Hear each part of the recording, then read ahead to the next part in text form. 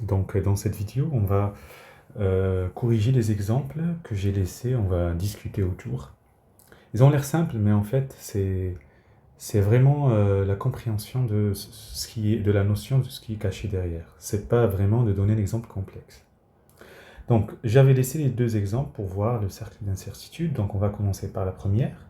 On va déjà regarder le rayon de convergence, c'est égal à quoi, etc. Pour l'instant, je n'ai pas donné de méthode pour déterminer le rayon de convergence. On va travailler juste avec la définition, ce qu'on a vu. Donc, pour z différent de 1, donc le premier, c'est série des a n z n avec a n égale 1. Donc, c'est juste la série des z puissance n. Donc, la suite des sommes partielles, Sn de z, c'est la somme de k égale 0 à n de z puissance k, c'est quand z est différent de 1, donc c'est le cadre d'une suite géométrique, donc la somme des termes, c'est 1 moins z puissance n sur 1 moins z. Alors ici, j'ai fait une boulette, c'est n plus 1. Ok. Et puis en 1, donc vous sommez 1 n plus une fois, donc ça c'est bon. Alors maintenant on prend z0 égale 1. Si je prends z0 égale 1, le lemme d'Abel s'applique. Donc la suite des 1, a n c'est égal à 1, z0 égale 1, donc 1 est borné.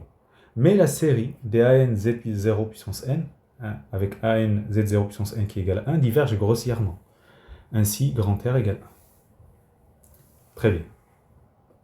Alors, sur le cercle d'incertitude, en fait, c'est clair ici, il y a divergence grossière. Pour z égale R égale 1, série des 1, ça diverge. Au passage, donc série des 1, ça diverge. Série des 0, ça converge. C'est bête, mais il faut vraiment ne pas l'oublier. Et puis, donc, sur le disque ouvert de C, c'est un ensemble des Z dans C, tel que module de Z strictement faire 1, donc on a la formule qui date du lycée, donc c'est la somme de Z puissance n, c'est 1 sur 1 moins Z. J'ai fait la limite quand n tend vers plus l'infini, ici. Voilà. Donc ça, c'est le premier cas. Alors, deuxième cas, c'est série des a n z n avec a n 1 sur n plus 1. Là aussi, pour z0 égale 1, la suite 1 sur n plus 1 est bornée, mais la série harmonique 1 sur n plus 1 diverge grossièrement. Ainsi, grand R égale 1.